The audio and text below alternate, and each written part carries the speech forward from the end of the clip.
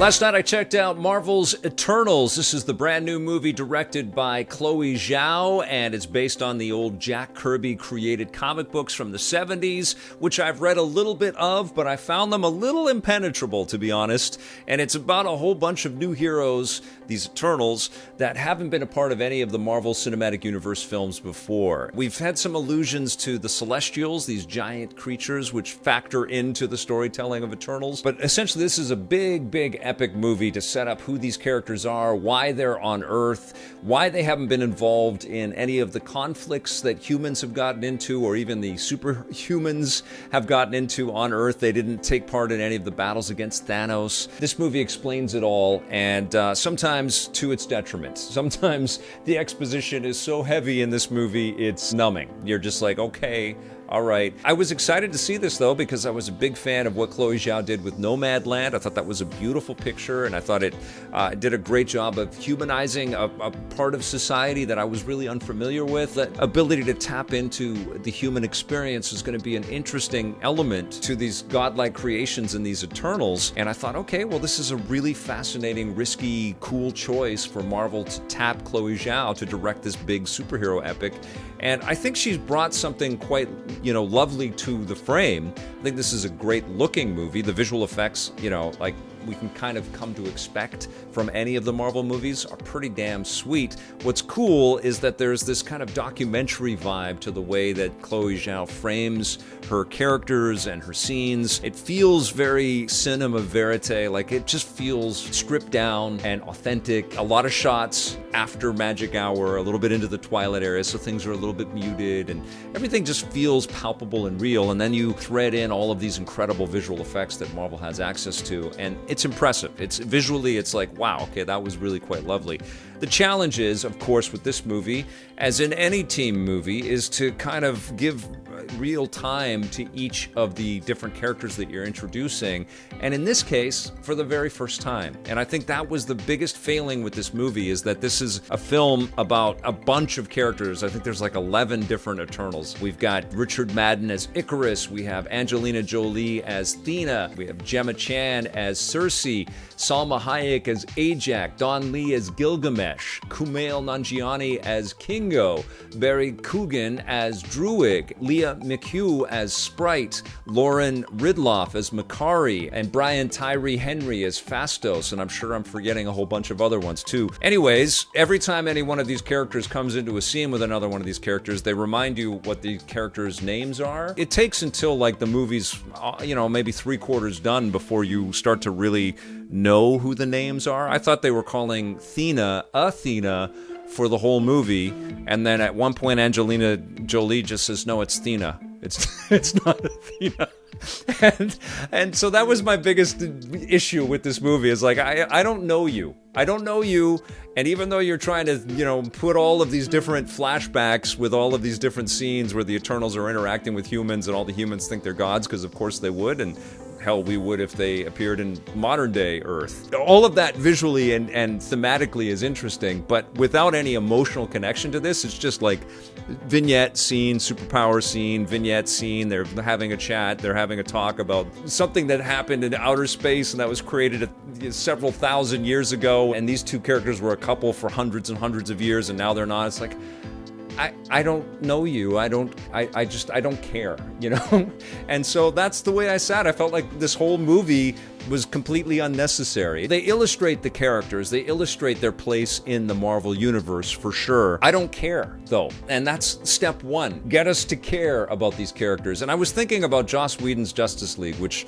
I had similar kinds of issues with because they just smooshed all of these fantastic characters into a movie, but we had familiarity with them. So even if that was a mess, at least it was cool to see Batman and Superman and Flash, interacting and doing stuff because we know these characters. It was a familiarity there that just does not exist for me, and probably for millions of Marvel fans and movie fans out there around Eternals. And that's really a failing. And so you watch this 2.5-hour bloated movie that's just trying to do a lot, it's just trying to explain way too much. It's like juggling all of these different plots and threads. And there's some twists that just make you scratch your head. It's like, why are they doing that? But I thought they were friends, and now, okay, all right. And why would this giant thing give a crap about any of these little measly piss ants, Like they would just squish them.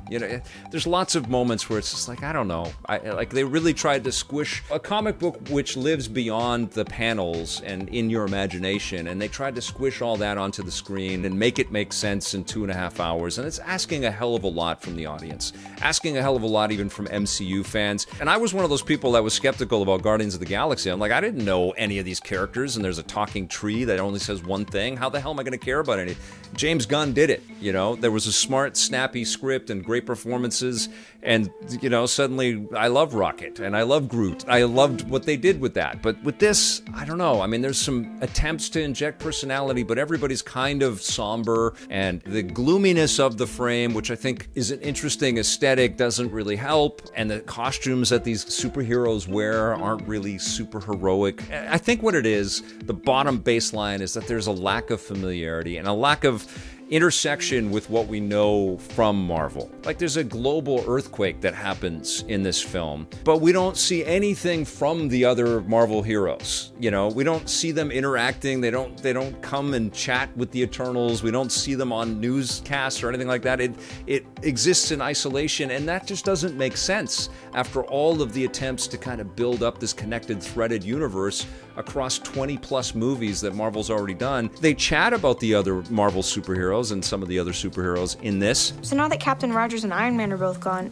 who do you think's gonna lead the Avengers? I could lead them. But they don't thread it together. And so this feels like a total experiment and a weird one, and it feels like a one-off. I don't know who this movie is really for, Like I'm a huge Marvel fan. I love what Marvel has been doing. I've been super happy coming out of the theater out of every one of them, and this one just felt totally not needed. It felt unnecessary. It might have been an interesting weekly show on Disney Plus, and we're looking at things like Foundation on Apple, and the effects are movie-like, and it's beautiful, and they can sort of take their time with their characters.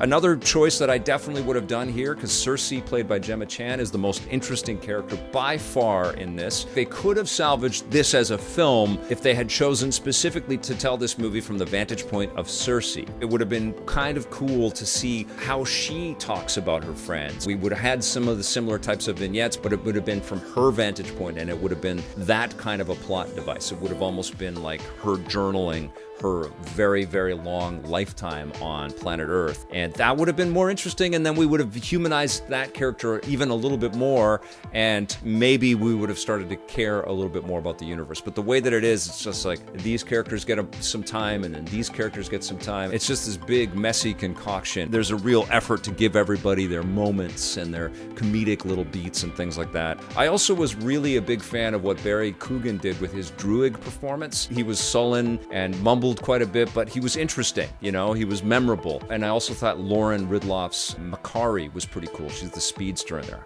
And there's some interesting super heroic scenes for sure, where all of these godlike heroes have abilities that we've seen echoed across other Marvel and DC superheroes that we're more familiar with. But still, visually really well put together. I wasn't really laughing. I wasn't really cheering at the explosive combat sequences. I was just kind of meh all the way through. I walked out of the theater feeling like I didn't know anything about these people. Now I know a little bit about their backstory, but I don't care about them at all. And I didn't feel like it was threaded or connected to the MCU. I don't really understand the ways that this is going to impact the rest of the Marvel Cinematic Universe. I guess it's another element of the multiverse that Marvel is putting together, but I don't know. I have a giant shrug for this movie. And I feel like it's the first big mistake that Marvel has made. I feel like they shouldn't have made this as a big MCU movie.